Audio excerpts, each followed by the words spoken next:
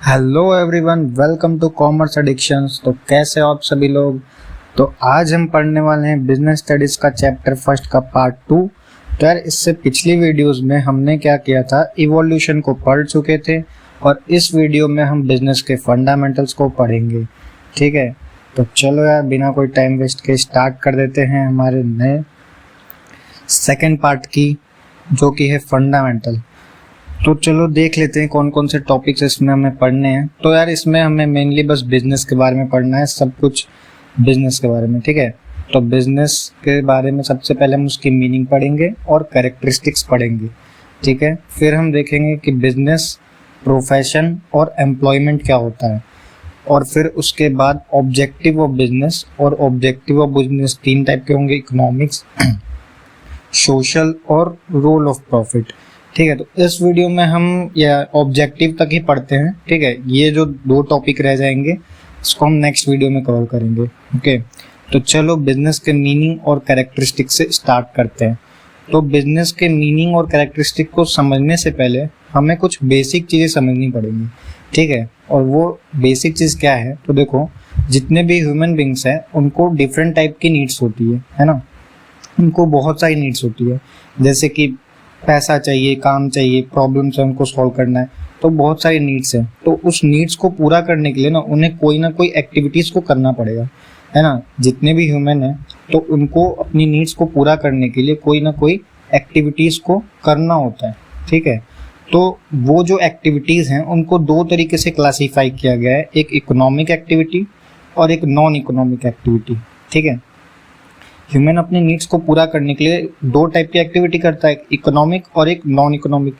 तो अब समझ लेते हैं इकोनॉमिक क्या होती है। ठीक है, तो इकोनॉमिक एक्टिविटीज़ वो एक्टिविटीज़ होती है जिसका ऑब्जेक्टिव होता है पैसा कमाना, मनी अर्न करना और अपनी वेल्थ को क्रिएट करना। ठीक है, ये होता है इकोनॉमिक एक्टिविटी। अब होता है हमारा एक नॉन इकोनॉमिक एक्टिविटी भी होता है।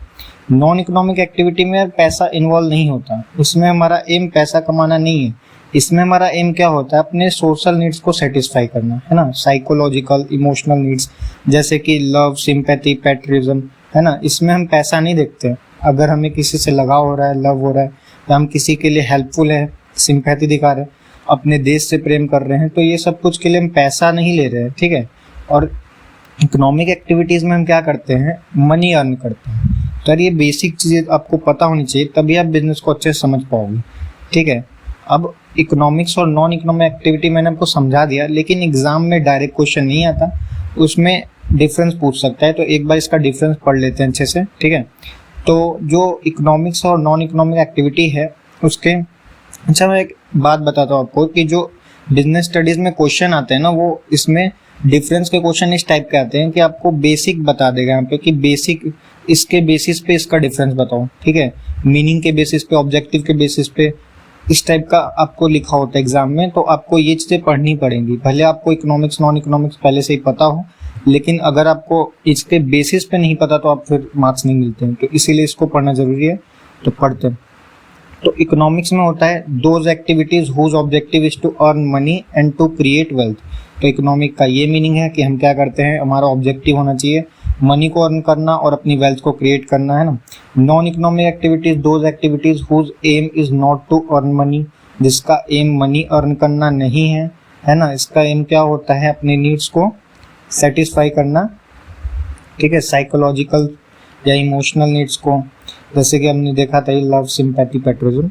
अब देखो ऑब्जेक्टिव क्या है, तो इसका मेन ऑब्जेक्टिव है जनरेट गुड और सर्विस टू अर्न प्रॉफिट। ठीक है, तो इसमें क्या करते हैं, हम कुछ गुड्स या सर्विस को जनरेट करते हैं और उससे पैसा कमाते हैं, है ना। गुड्स या सर्विस यानी कोई सामान बनाते हैं या फिर कोई सर्विस देते हैं किसी को, तो उससे अगर जो हमें प्रॉफिट मिल रहा है तो उसे इकोनॉमिक कहेंगे। ठीक है, उसका ऑब्जेक्टिव हो जाएगा, ये इकोनॉमिक ऑब्जेक्टिव हो जाएगा। अब नॉन इकोनॉमिक ऑब्जेक्टिव क्या होता है, मेंटल सेटिस्फेक्शन इसका होता है ना। हमें अच्छा लग रहा है, हमारा मेंटली हम सेटिस्फाई हो रहे हैं, तो वो होता है हमारा नॉन इकोनॉमिक एक्टिविटी। इसमें पैसा नहीं इन्वॉल्व होता है। एग्जाम्पल देख लेते हैं, एग्जाम्पल में क्या है, पीपल वर्किंग इन फैक्ट्रीज, है ना। अगर कोई जो पीपल है फैक्ट्री में काम कर रहा है तो वो अपने मेंटल सेटिस्फेक्शन के लिए तो कर नहीं रहा है, उसको पैसे कमाने हैं, तो ये हो गया इकोनॉमिक एक्टिविटी।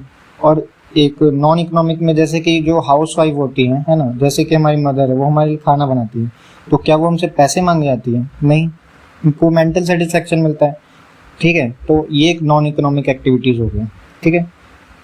अब देखो यार, ह्यूमन एक्टिविटीज जो थी अभी हमने देखा दो टाइप की होती हैं, इकोनॉमिक और नॉन इकोनॉमिक, ठीक है। तो नॉन इकोनॉमिक में तो ज़्यादा कुछ है नहीं, हमें बस मेंटल सेटिस्फेक्शन मिलता है, तो उसी को नॉन इकोनॉमिक कहते हैं। लेकिन इकोनॉमिक एक्टिविटी तीन टाइप की होती है, प्रोफेशन, बिजनेस और एम्प्लॉयमेंट, ठीक है। तो इस चैप्टर में हम बिजनेस पढ़ेंगे क्योंकि हम बिजनेस स्टडीज पढ़ रहे हैं। तो बिजनेस जो है हमारा वो भी दो टाइप का होता है, एक इंडस्ट्री और एक कॉमर्स, ठीक है। इंडस्ट्री क्या करती है यार, इंडस्ट्री हमारा कुछ क्रिएट करती है, प्रोड्यूस करती है ना। कॉमर्स क्या करता है, उसको मैनेज करता है, उसको कस्टमर तक पहुंचाने का काम करता है। और ये सब अभी हम डिटेल में देखेंगे, मैंने आपको ऐसे बेसिक चीज़ बता दी इसके लिए, ठीक है। अभी इन सबको हम देखेंगे डिटेल में। चलो नेक्स्ट टॉपिक आते हैं। तो अब देखो, अब हमने जो नीड्स पढ़ ली, इकोनॉमिक नॉन इकोनॉमिक एक्टिविटीज़ को पढ़ लिया, तो अब हम बिजनेस के कॉन्सेप्ट को आसानी से समझ सकते हैं। तो बिजनेस का कॉन्सेप्ट क्या कहता है, बिजनेस क्या है, एक इकोनॉमिक एक्टिविटी है। जैसे हमने देखा कि बिजनेस में क्या होता है, बिजनेस करते तो पैसे कमाने के लिए करते हैं, है ना।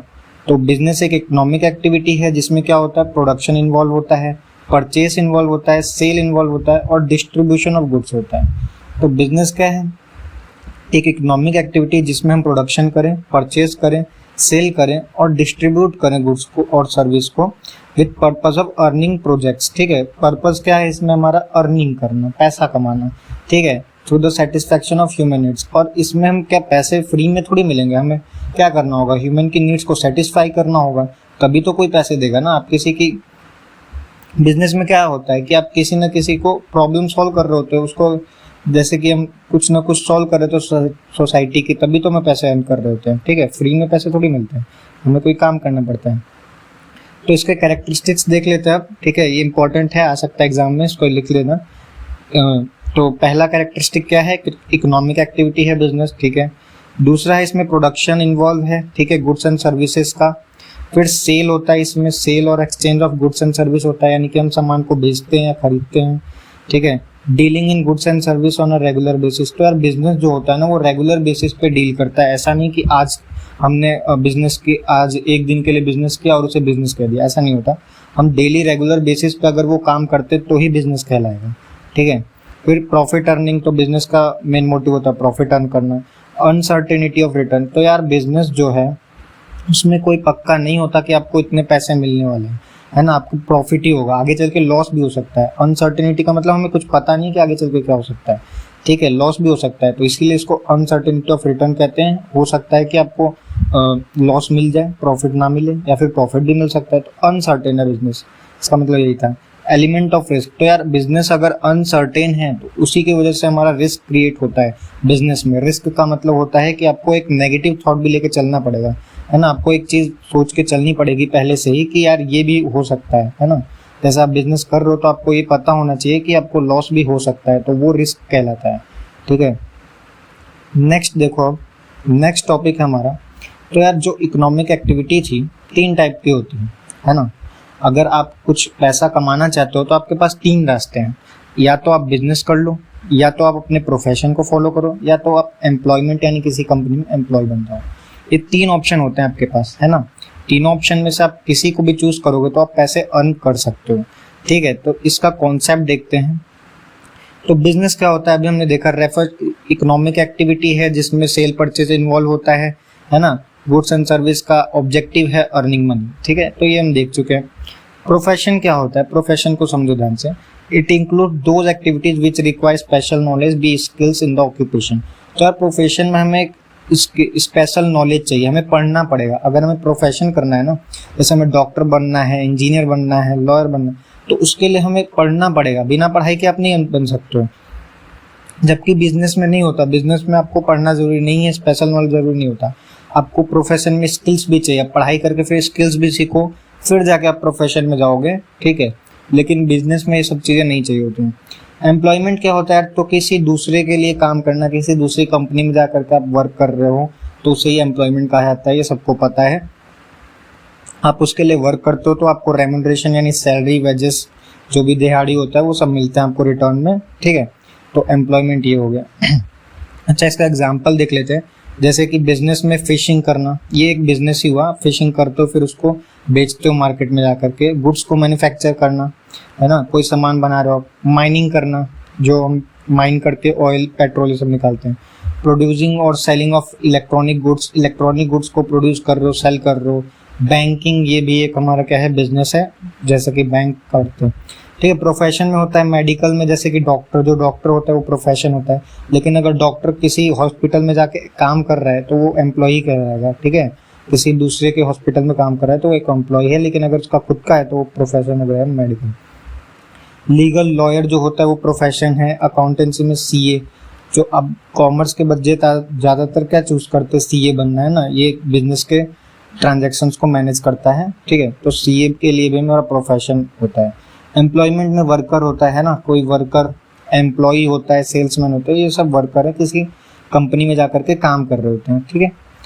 अच्छा देखो, एग्जाम में आपको डायरेक्ट बिजनेस प्रोफेशन और एम्प्लॉयमेंट नहीं पूछेगा, आपको बेसिस पे डिफरेंस पूछता है, इसीलिए ना हम इसके बेसिस के हिसाब से भी इसका डिफरेंस देखेंगे, क्योंकि वहाँ पे डायरेक्ट ये लिखा होगा एग्जाम में कि state the difference between business profession employment on the basis of mode of establishment, basis of nature of work, कोई भी एक बेसिस, 2-3 बेसिस दे देगा और आपको बोलेगा इनमें डिफरेंस बताने को, ठीक है। तो इसीलिए हम बेसिस पे भी डिफरेंस देख लेते हैं अच्छे से, और आप लोग इसको याद करना क्योंकि एग्जाम में ऐसे ही क्वेश्चन आते हैं।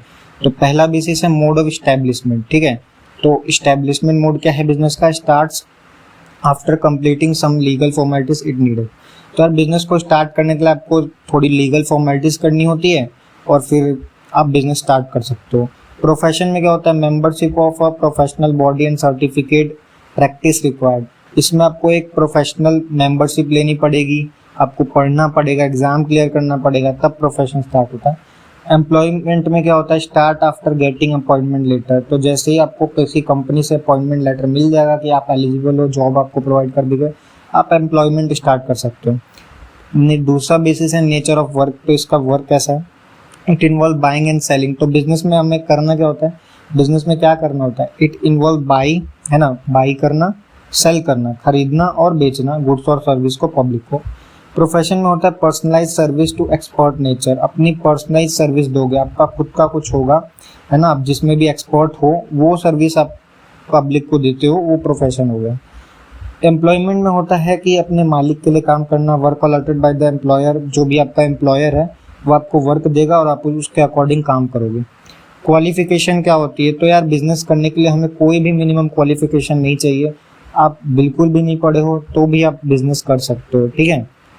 तो बिजनेस में हमें कोई क्वालिफिकेशन नीड नहीं होती है। प्रोफेशन में हमें बहुत ज़्यादा क्वालिफिकेशन चाहिए, प्रोफेशनल क्वालिफिकेशन, ट्रेनिंग आपको चाहिए होती है तो आप प्रोफेशन करते हो। एम्प्लॉयमेंट में क्वालिफिकेशन चाहिए होती है ना, ट्रेनिंग होती है आपकी और एम्प्लॉयर उसको ट्रेनिंग करवाता है आपको अगर आप एम्प्लॉयमेंट में जाते हो तो। कैपिटल इन्वेस्टमेंट क्या होता है यार, तो कितनी पैसे, कैपिटल का मतलब होता है पूंजी, कितना पैसा आपको लगाना पड़ेगा। तो बिजनेस में ज़्यादा कैपिटल चाहिए होता है ना, capital needed according it's nature and size. तो आपका बिजनेस जितना बड़ा है, किस टाइप का बिजनेस है, क्या आप कर रहे हो, उसके बेसिस पे आपका कैपिटल होता है, कितने पैसे लगाने उस पर डिपेंड करता है, ठीक है। लिमिटेड कैपिटल चाहिए होता है प्रोफेशन में, क्योंकि आप कुछ ज़्यादा चीज़ें नहीं करते हो प्रोफेशन में, कोई फिजिकल आइटम नहीं खरीदते हो उतना। बिजनेस में हमको बहुत सारी चीज़ें खरीदनी पड़ती हैं, ठीक है।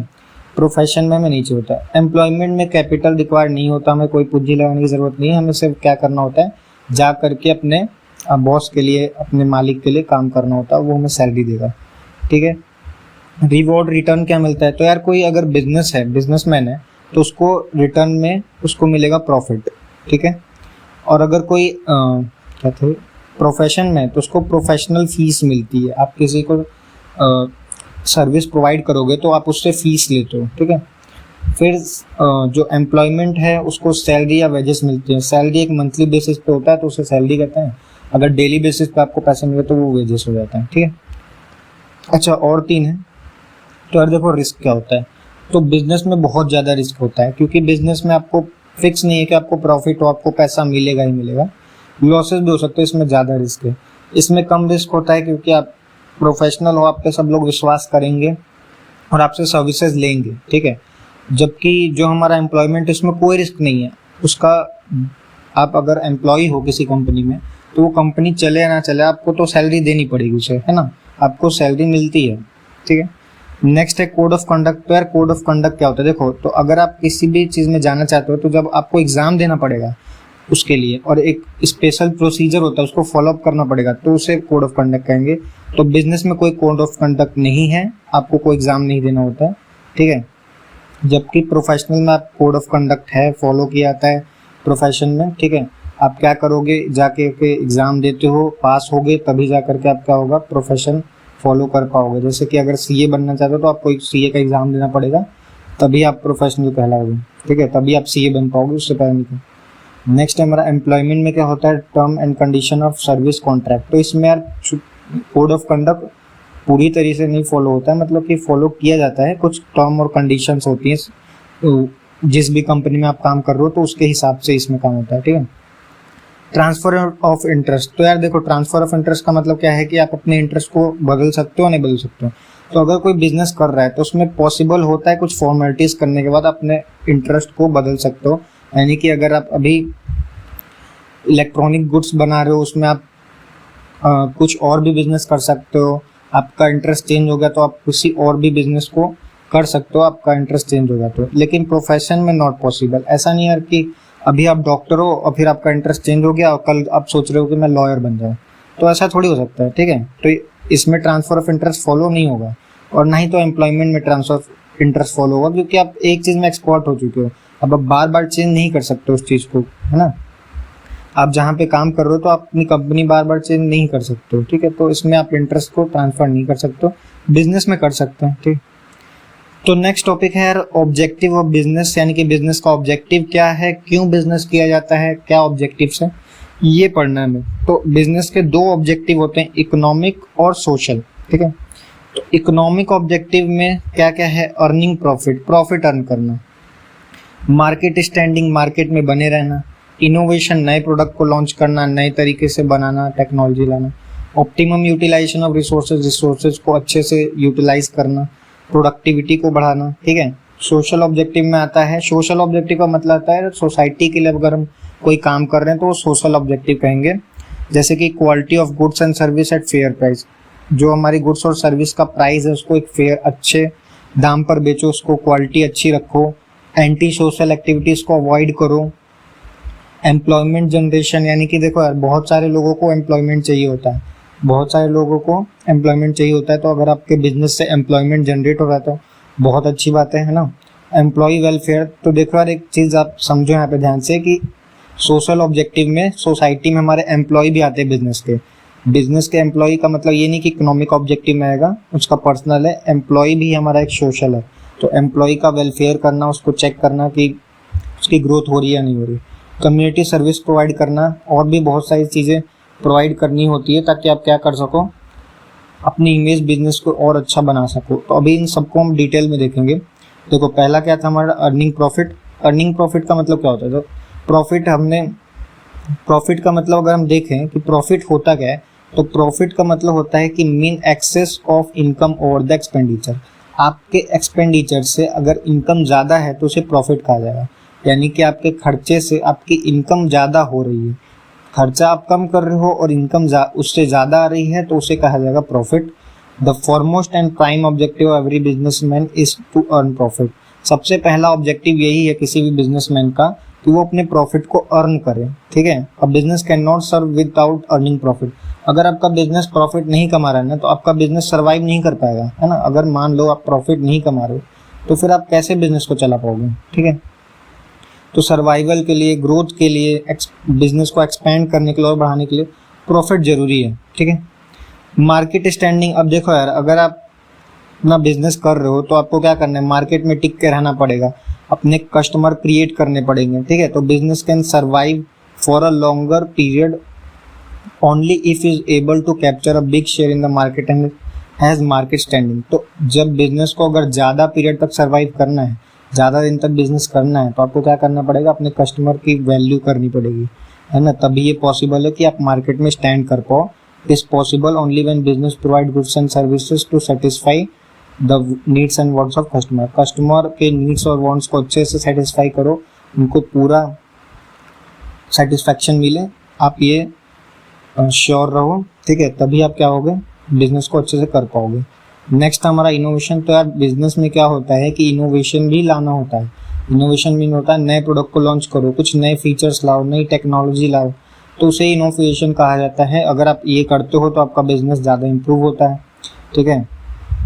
न्यू डिज़ाइन, जैसे कि बेटर मशीनरी, टेक्निक को इम्प्रूव करो, पहले की प्रोडक्शन को आप सोचो और कैसे बढ़ाया जा सकता है आसानी से, ठीक है। Optimum utilisation of resource. तो यार रिसोर्स का मतलब होता है कि वो चीज़ें जिसका आप यूज़ करके अपनी प्रोडक्शन को करते हो, अपने बिजनेस को कर रहे हो, वो सारे रिसोर्स होते हैं। रिसोर्स का मतलब होता है कि आप अपने बिजनेस में जो भी चीज़ें प्रोडक्शन कर रहे हो तो उसके लिए जो भी चीज़ें हैं वही रिसोर्स कहलाती है, जिसकी वजह से प्रोडक्शन होता है वो रिसोर्स कहलाती है। तो मैन भी एक रिसोर्स है बिजनेस के लिए। अगर आदमी नहीं होगा आपके पास तो प्रोडक्शन नहीं होगा। मटेरियल चाहिए होता है, पैसा चाहिए होता है, मशीनरी चाहिए होता है। तो इन सब का अच्छे से यूटिलाइज करो। ऐसा ना हो कि किसी पे ज़्यादा खर्च कर दो, किसी पे कम खर्च कर दो, किसी का यूज़ नहीं हुआ। तो ये सब कुछ अच्छे से यूटिलाइज करना होगा। Optimum utilisation of resources important है।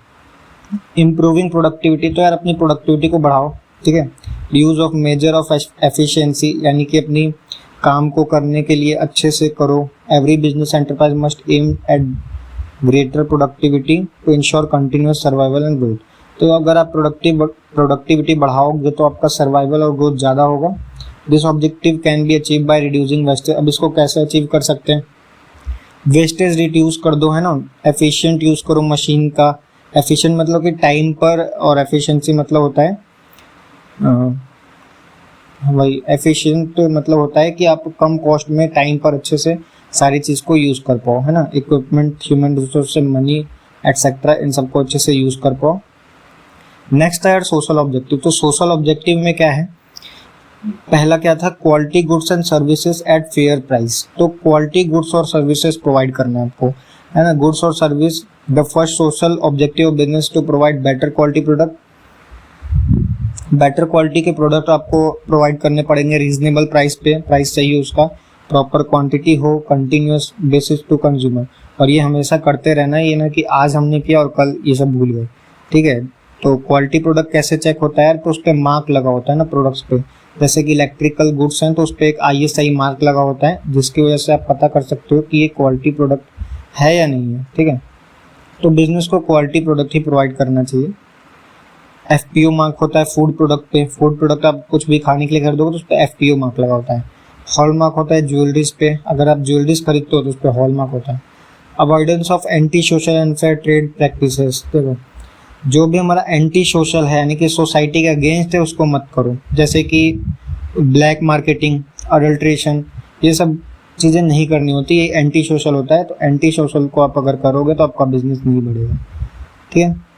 Generation of employment. सोसाइटी के लिए अगर आप एम्प्लॉय जनरेट कर रहे हो तो बहुत अच्छी बात है। उससे क्या होगा कि आपका बिजनेस का इमेज भी अच्छा बनेगा, ठीक है, और लोगों को रोजगार भी मिलेगा और वो अच्छे से अपनी लाइफ को जी पाएंगे, ठीक है।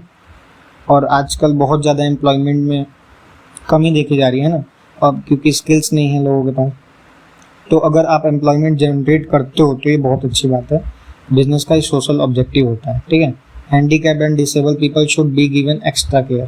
तो यार जनरेशन ऑफ एम्प्लॉयमेंट में ना इन लोगों के लिए जो हैंडीकैप होते हैं, डिसेबल होते हैं थोड़े, तो इनके लिए भी एक्स्ट्रा केयर करो, क्योंकि जो नॉर्मल पीपल हैं वो तो मिल ही जाएगा उनको काम, लेकिन इन सबको नहीं मिल पाएगा। सब कैसे अर्न करेंगे, ठीक है। तो आप कुछ ट्राई करो अपने बिजनेस में कि इन्हें भी कुछ मिल सके, ठीक है। नेक्स्ट है एम्प्लॉय वेलफेयर। तो यार सिर्फ बाहर का ही नहीं बल्कि अपने एम्प्लॉय, खुद के एम्प्लॉय का भी भला करना पड़ता है आपको।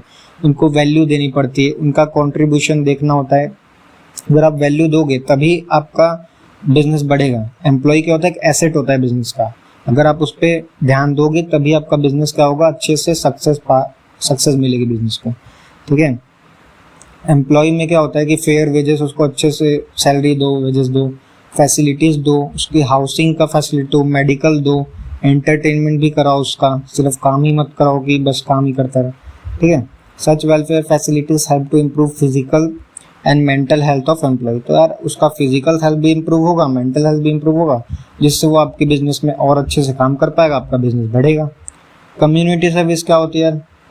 तो देखो, community service business should contribute something to the society. या सोसाइटी के लिए कुछ कॉन्ट्रीब्यूट करना पड़ेगा आपको। अगर आप बिजनेस कर रहे हो तो आप सोसाइटी के लिए कुछ कॉन्ट्रीब्यूट करो। जब आप प्रॉफिट अर्न करने लगे, इनफ प्रॉफिट आ गया आपके पास, तो सोसाइटी के लिए कुछ आपको करना पड़ेगा। तो कुछ वो क्या क्या हो सकता है, जैसे कि लाइब्रेरी बना दो, है ना, वहाँ पे लोग आके बुक्स पढ़ सकते हैं।